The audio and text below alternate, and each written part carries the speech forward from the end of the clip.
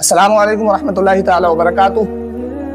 ناظرین، آج میں آپ کو ایک چھوٹی سی کلپ دکھاؤں گا، اور اس کلپ کے اندر جو ایک وہابی مولوی ہے جو نبی کریم صلی اللہ علیہ وسلم کی ذات گرامی کے متعلق، آپ کے علم کے متعلق جو الفاظوں کا استعمال کر رہا ہے، ان الفاظوں کو آپ سنیں، اور سننے کے بعد آپ اپنے دل پر ہاتھ رکھ کر کے فیصلہ کریں کہ یہ ایک مومن کی زبان ہو سکتی ہے، کہ یہ ایک کلمہ گو کی زبان ہو سکتی ہے، حضور کے غلام، حضور کے امتی کی زبان ہو سکتی ہے۔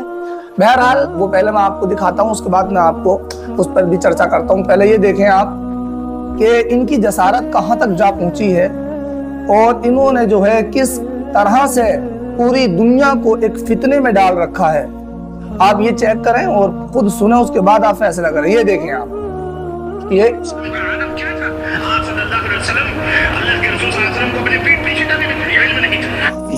جو ہے آپ نے خود سنا، یعنی یہ ایک معراج ربانی کر کے ایک وہابیزم سے تعلق رکھتا ہے، اور سعودی جتنے بھی اس کو سعودی قبید جو گلف کنٹریز ہیں، وہاں سے جو ان کو زکوٰۃ اور دیگر چیزیں اس کو مل کر کے، اور یہ وہ گندگی بھونکتے ہیں جو انگریز چاہتے تھے، اور انہی کے اشاروں پر، یہ انہی کے پٹھو نبی کریم صلی اللہ علیہ وسلم کی ذات گرامی کے متعلق آئے دن آپ کی شان پر حملہ کرتے ہیں۔ یہ بول رہا ہے کہ نبی کریم صلی اللہ علیہ وسلم کا حال یہ تھا کہ آپ صلی اللہ علیہ وسلم کو اپنی پیٹھ پیچھے کا علم بھی نہیں تھا۔ العیاذ باللہ، معاذ اللہ۔ کیا یہ ایک امتی بول سکتا ہے؟ آج عیسائی سے پوچھو تو عیسائی کہتا ہے میرے کا جواب نہیں، یہودی سے پوچھو تو کہتا ہے میرے کا جواب نہیں، ان سے ہندوؤں سے پوچھو تو کہتے ہیں ہمارے کا جواب نہیں۔ یہ تمام کے تمام دنیا والے اپنے اپنے کا مطلب لاجواب بتا رہے ہیں، اور یہ جس کا کلمہ پڑھ رہے ہیں اس کو کہہ رہے ہیں کہ اس کا حال یہ تھا کہ اس کو اپنے پیٹھ پیچھے کا علم بھی نہیں تھا۔ العیاذ باللہ، معاذ اللہ۔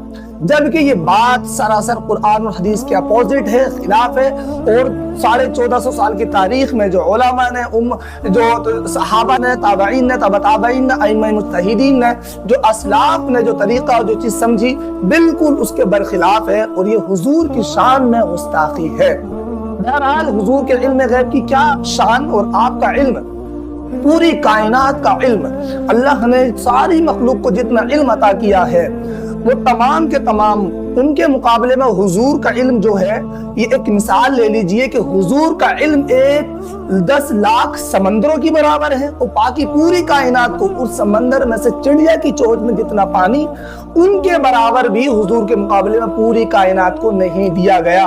یعنی پوری کائنات سے بڑھ کر آمنہ کے لال کو علم ہے۔ اب یہ اس طرح کی باتیں بھوگتے ہیں کہ ان کو پیٹ پیچھے کا بھی علم نہیں، معاذ اللہ، العیاذ باللہ، جبکہ حضور خود فرماتے ہیں، یہ تمام سینکڑوں احادیث کریمہ موجود ہیں۔ میں سب سے پہلے قرآن کی ایک آیت سورہ نساء کی وہ آیت رکھنا چاہتا ہوں، وَعَلَّمَكَ مَا لَمْ تَكُنْ تَعْلَمْ وَكَانَ فَضْلُ اللَّهِ عَلَيْكَ عَظِيمًا۔ اللہ فرماتا، اے حبیب، ہم نے تجھے وہ سب کچھ سکھا دیا جو کچھ تو نہیں جانتا تھا۔ یعنی ہم نے وہ تجھے سکھا دیا جو کچھ تو نہیں جانتا تھا۔ اب جو کچھ حضور نہیں جانتے تھے وہ سب سکھا دیا گیا۔ اسی طرح سے اللہ فرماتا ہے، یہ تجھ پر تیرے رب کا فضل عظیم ہے۔ یہ پہلی آیت۔ ایک دوسری آیت میں اللہ فرماتا ہے، عالم الغیب فلا یظہر علی غیبہ احدا الا من ارتضی من رسول، کہ غیب کا جاننے والا اپنا غیب کسی پر ظاہر نہیں کرتا، الا من ارتضی من رسول، مگر وہ اپنے رسولوں میں سے جسے چاہے۔ یعنی قرآن تو متعدد جگہوں پر حضور کے علم غیب کو بیان کر رہا ہے، اور حضور خود فرماتے ہیں۔ یہ جو ہے بخاری شریف کے اندر حضرت عمر رضی اللہ تعالیٰ عنہ سے حدیث کے راوی حضرت عمر فرماتے ہیں، قام فینا رسول اللہ صلی اللہ تعالیٰ علیہ وسلم مقاما فاخبرنا عن بدء الخلق حتى دخل اہل الجنة منازلهم واہل النار منازلهم حفظ ذلك من حفظه ونسيه من نسيه۔ حضرت عمر فرماتے ہیں کہ رسول گرامی صلی اللہ علیہ وسلم نے ایک مرتبہ ہمارے درمیان قیام فرمایا، اور آپ نے عن بدء الخلق، جب سے دنیا بنی ہے، خبریں دینا شروع کی، اور دیتے گئے، ہر ایک کے بارے میں بتاتے چلے گئے، حتی دخل اہل الجنت منازلہم و اہل النار منازلہم۔ حضور نے اتنی خبریں دی کہ پوری کائنات کی خبریں دے کر کے قیامت تک پہنچ گئے، قیامت کا واقعہ بھی بیان کر دیا، بلکہ ان تمام لوگوں کی لسٹ بھی بیان کر دی کہ جو جنت میں جانے والے ہیں اور جو جہنم میں جانے والے ہیں۔ اب بتائیے، اور یہ حضور نے ایک ہی مجلس میں بیان فرمایا، اور حضرت عمر کہتے ہیں کہ جس نے یاد رکھا اس نے یاد رکھا، اور جو بھول گیا سو بھول گیا۔ یہ حضور کا معجزہ کہ ایک ہی مجلس میں پوری کائنات، یعنی ابتدا تا انتہا پوری کائنات کے ذرے ذرے کا ذکر فرما دینا۔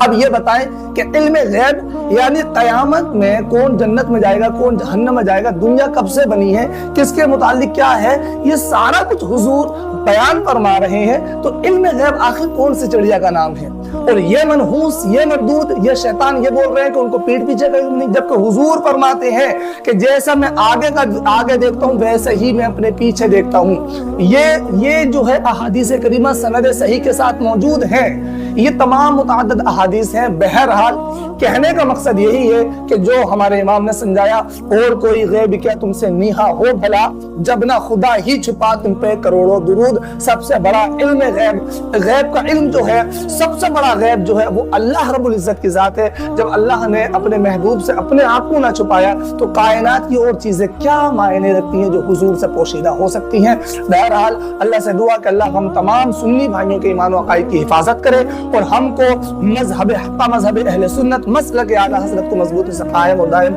اس پر کے رہنے کی توفیق عطا فرمائے، اور اسی پر ہمارا خاتمہ فرمائے۔